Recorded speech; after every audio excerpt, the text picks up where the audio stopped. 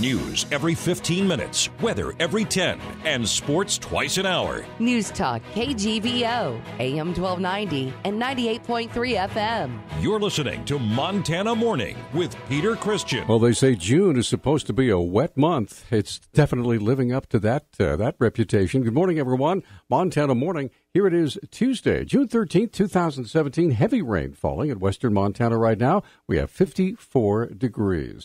Our newscast this morning, sponsored by Dig It Excavating, bringing 30 years of excellence to every job. For all your excavation needs, call 214-4292. Well, let's get to the official stuff here. The National Weather Service office at Missoula has declared a flood watch for western Montana. That's will continue all the way through the day today and probably into tomorrow. Corby Dickerson with the National Weather Service has more. We're getting another one of the nice areas of heavier precipitation moving in right now. And, we have a small stream flood advisory that covers the Missoula and Bitterroot Valley. Basically, in anticipation of seeing continued rises on our creeks and streams that come down and feed into the valley. Dickerson said the fast-moving storms will cause rapid changes in conditions near creeks and streams. It's probably going to rain like this through the better part of the day. I don't think it'll be continuous like it is now, but it's going to come in waves of rain that'll probably redevelop throughout the day. So the chances that you'll be able to walk around without getting a little wet are going to be few and far between today. The National Weather Service says rapid river rises are expected on the Bitterroot River and on Rock Creek. Also, a noticeable river rise expected on the Clark Fork River. So if you live around water, please use extreme caution today.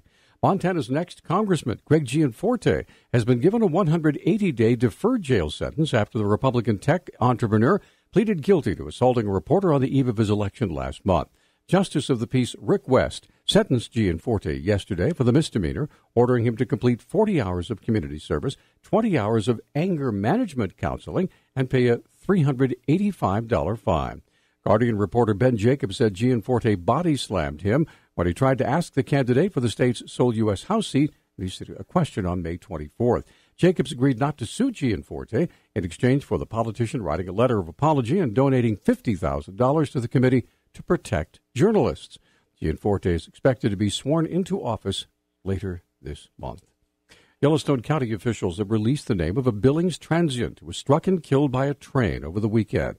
Deputy Coroner Cliff Mahoney told the Billings Gazette that 26-year-old David Michael Hargett died about 2 o'clock Sunday morning. Police have said Hargett was alone when he was struck by that train.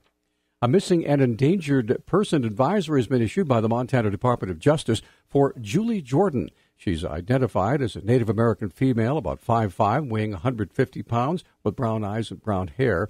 Could be riding in a red year 2000 Oldsmobile Silhouette with Montana license plates BDE 331. A suspect is also named in this missing and endangered person advisory. He is called Dino Wilson, a.k.a. Spotted Elk. He's a male, about 6'3", 270 pounds, a Native American with brown eyes and brown hair.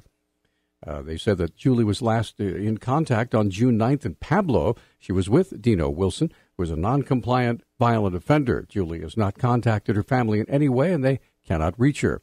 Anyone with information about where Julie Jordan might be is asked to call the Blackfeet Law Enforcement Agency at 406-338-4000.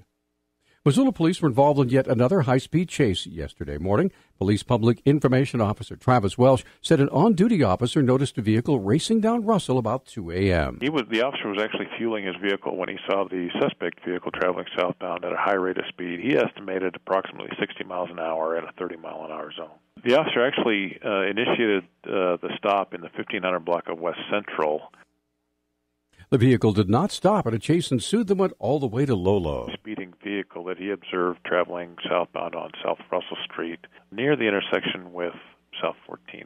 The vehicle, rather than stopping, made a couple of quick turns, accelerated before reaching Brook Street and turning southbound, where speeds crept up in excess of about 80 miles an hour. By the time he reached Lolo, 26-year-old Avon Morin decided to put on the brakes and surrender. Without further incident, the arresting officer discovered that Morin was intoxicated during the chase, had at least 3 prior DUIs. A Montana police officer who punched A man after an off-duty traffic collision has lost his certification and can no longer work as a law enforcement officer in the state. The Independent Record reports Public Safety Officer Standards and Training Council last Thursday, revoked the certification of East Helena police officer Robert Gutkowski, who was changed his last name to Durant. The Post Council found Durant lied about his contact with a 70-year-old man after the September crash and was convicted of misdemeanor assault. Durant said he was distraught because his mother, who was recovering from brain surgery, hit her head on the dashboard.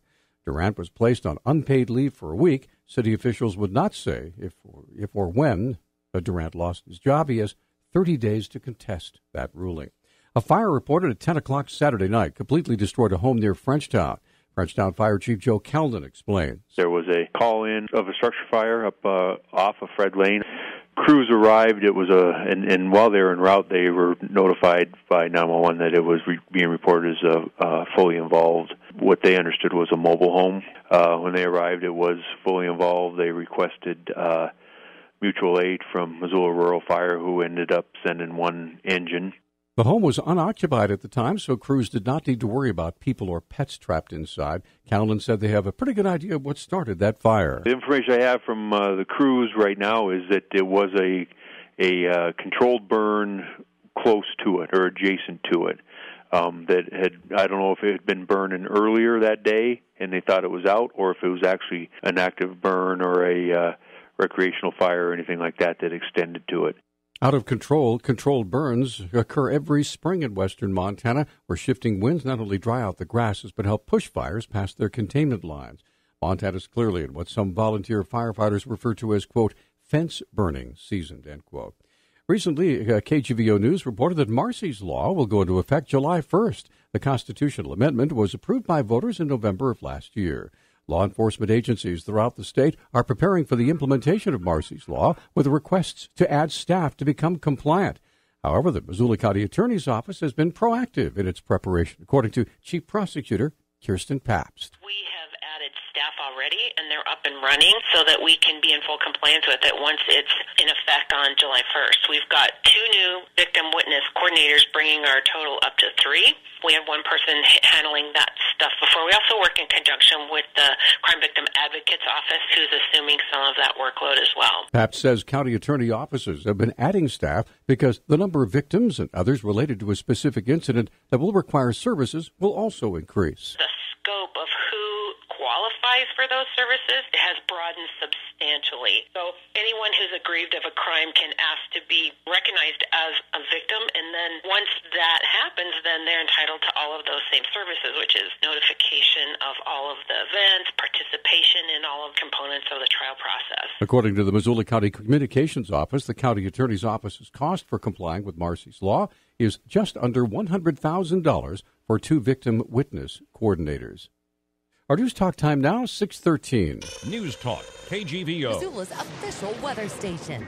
Rain likely today with our high temperatures in the upper 50s. Scattered showers will begin to diminish overnight tonight with patchy areas of fog forming. Lows will be in the 40s. We will see sunshine on Wednesday with highs near 70. I'm meteorologist Brooke Foster for KECI 13.